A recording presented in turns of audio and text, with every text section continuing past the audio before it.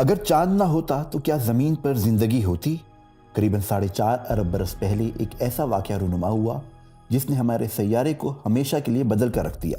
تھیا نامی ایک فلکیاتی جسم جو اپنی جسامت میں مریخ کے لگ بھگ تھا، زمین سے جا ٹکرایا۔ تھیا جزوی طور پر زمین میں دھس گیا اور اس تصادم کے نتیجے میں جو ملبہ بنا وہ خلا میں بکھر گیا۔ زمین کی کشش ثقل نے خلا میں آوارہ پھرتے اس ملبے کو ایک مدار میں گھمانا شروع کر دیا اور وہ ٹکڑے باہم ملنا شروع ہو گئے۔ چٹانوں جیسے یہ ٹکڑے جب جڑ گئے تو ایک ایسا وجود بنا جسے ہم آج چاند کے نام سے جانتے ہیں۔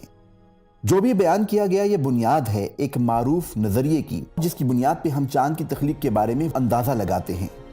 فرض کیا کہ کوئی ایسا تصادم رونما ہی نہ ہوتا تو کیا پھر بھی زمین ایسی ہی ہوتی جیسی آج ہے؟ اگر آسمان پر سیاہ راتوں میں سورج کی روشنی منعکس کرتا ہوا یہ وجود یعنی چاند پایا ہی نہ جاتا تو کیا تب بھی زمین پر زندگی ایسی ہی متنوع ہوتی جیسی کہ آج ہے؟ سب سے بڑھ کر یہ سوال کہ کیا زمین پر تب بھی انسانی نسل کا وجود ہوتا؟ آئیے ان سوالات پر غور کرتے ہیں۔ چاند کی عدم موجودگی میں زمین یکسر مختلف ہوتی۔ مثال کے طور پر زمین کی گردش اتنی تیز ہو جاتی کہ ایک دن موجودہ 24 گھنٹوں کے بجائے سکڑ کر اندازاً 6 گھنٹوں تک رہ جاتا۔ ایسا اس لیے کہ اس کشش یا گریویٹیشنل فورس کا وجود ہی نہ ہوتا جو چاند اور زمین دونوں ایک دوسرے پر لگاتے ہیں۔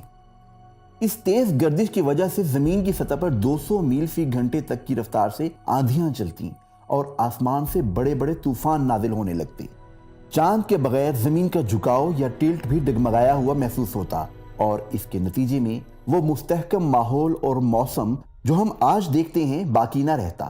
اس ڈگمگانے کے نتیجے میں ہزاروں برسوں میں کچھ غیر متوقع تبدیلیاں رونما ہوتی اور زمین کے کچھ علاقوں میں موسم کبھی شدید گرم اور کبھی برفانی ہو جایا کرتا۔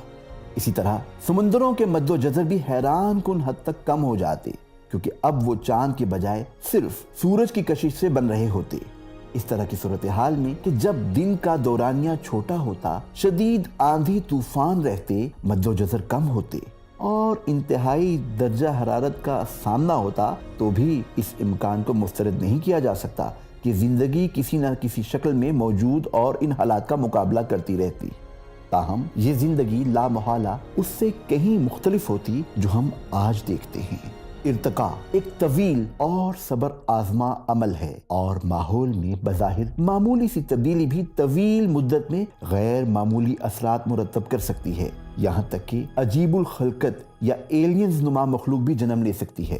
بیکٹیریاز وغیرہ نئے حالات کے مطابق خود کو جلد ڈھالنے کی صلاحیت رکھتے ہیں۔ البتہ زندگی کی پیچیدہ شکلوں جس میں انسان بھی شامل ہیں کو ماحول میں رونما ہونے والی غیر معمولی تبدیلیوں کا مقابلہ کرنے میں مشکلات کا سامنا کرنا پڑتا کیونکہ ان کے پاس ارتقاء پذیر ہونے کے لیے وقت ناکافی ہوتا۔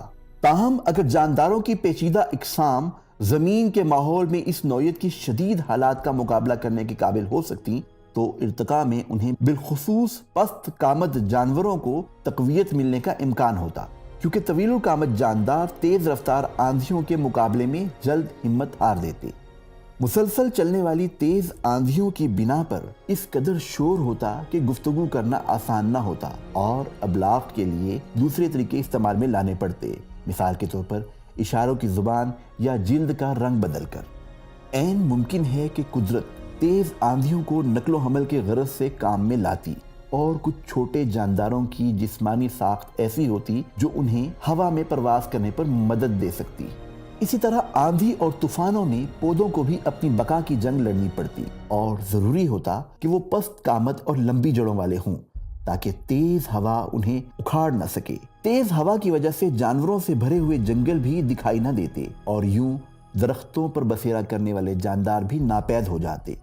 یہ سب تو خیر کچھ اندازے ہیں، ہم یقین سے نہیں کہہ سکتے کہ چاند کی عدم موجودگی میں زمین پر ممکنہ طور پر کیا صورتحال ہوتی۔ ہو سکتا ہے کہ یہاں زندگی جنم ہی نہ لے پاتی اور یہ بھی ممکن ہے کہ یہاں جنم لینے والے جاندار چاند کے بغیر بھی حالات سے بخوبی مطابقت اختیار کر لیتے۔ بہرحال یہ ایک حسین اتفاق ہی تصور کیا جائے گا کہ مریخ کے جسامت کے برابر ایک جسم ہمارے سیارے سے ٹکرایا جس کے نتیجے میں چاند بنا اور نتیجتاً ایسے حالات پیش آئے جس نے زندگی کی متنوع شکلوں کو جنم دیا۔